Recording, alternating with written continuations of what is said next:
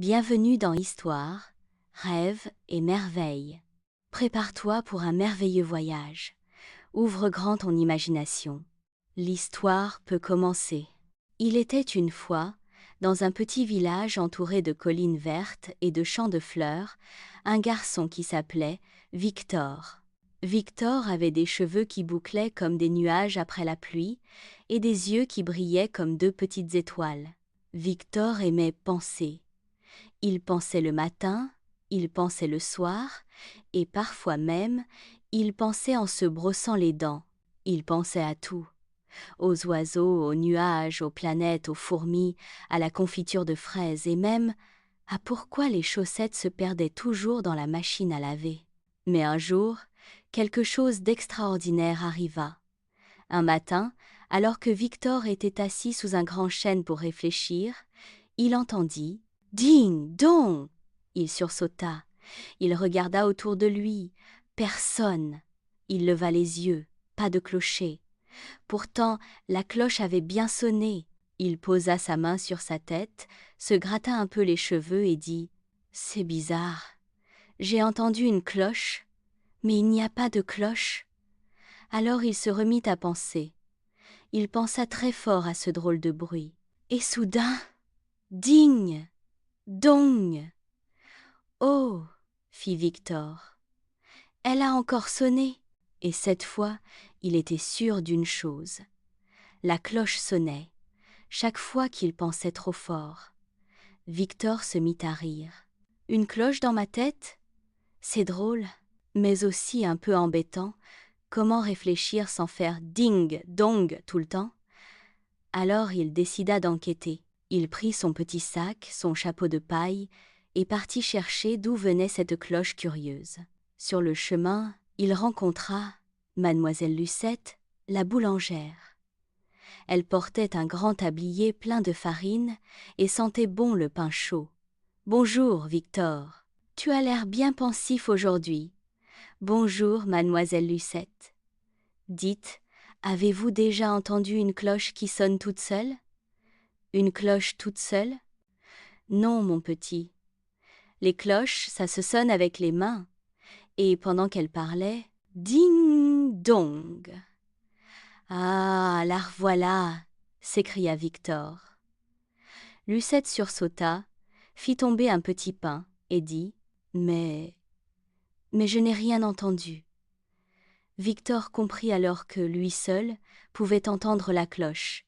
La cloche était dans sa tête, ou dans ses pensées, ou peut être dans son cœur. Il continua sa route. Le soleil brillait, les papillons dansaient. Mais chaque fois qu'il se mettait à penser très fort, à pourquoi le ciel est bleu, à comment les poissons dorment, ou à ce qu'il mangerait ce soir, ding dong, la cloche résonnait. Victor soupira. Si ça continue, je ne pourrai plus penser du tout. Il alla voir le vieux monsieur Arsène, le gardien du clocher du village. Arsène connaissait toutes les cloches du monde, ou presque. Il avait une barbe blanche comme la neige et un rire qui faisait trembler ses lunettes. « Bonjour, petit Victor, que t'amène ici, monsieur Arsène ? J'ai une cloche dans ma tête. Elle sonne quand je pense trop fort. »« Ah, ah !» fit le vieux monsieur. « Une cloche curieuse. Eh bien, voyons cela. » Il prit une loupe, regarda derrière l'oreille de Victor, dans ses cheveux, sur son front. « Non, aucune cloche ici, » dit Arsène. « Je le savais, » soupira Victor. « Elle n'est pas dehors, elle est dedans. » Arsène hocha la tête. « Alors, petit, c'est peut-être une cloche magique, une cloche qui te rappelle de ne pas te perdre dans tes pensées. » Victor fronça les sourcils. « Mais j'aime penser. » « Bien sûr, mais parfois, il faut aussi écouter. » « Écouter ? Oui, écouter le vent, les oiseaux, les gens, le silence aussi. » Victor resta silencieux un moment, et, pour la première fois depuis le matin, la cloche ne sonna pas. Le vieux Arsène sourit. « Tu vois ? Quand on écoute, la cloche se repose. Victor comprit alors quelque chose. Sa cloche curieuse sonnait quand il pensait trop fort et oubliait d'écouter le monde. Le lendemain, il décida d'essayer. Il alla dans la prairie, s'allongea dans l'herbe. Les nuages passaient doucement dans le ciel. Il entendit le vent, le bourdonnement d'une abeille, le glouglou d'un ruisseau. Et pas deux. Ding, dong.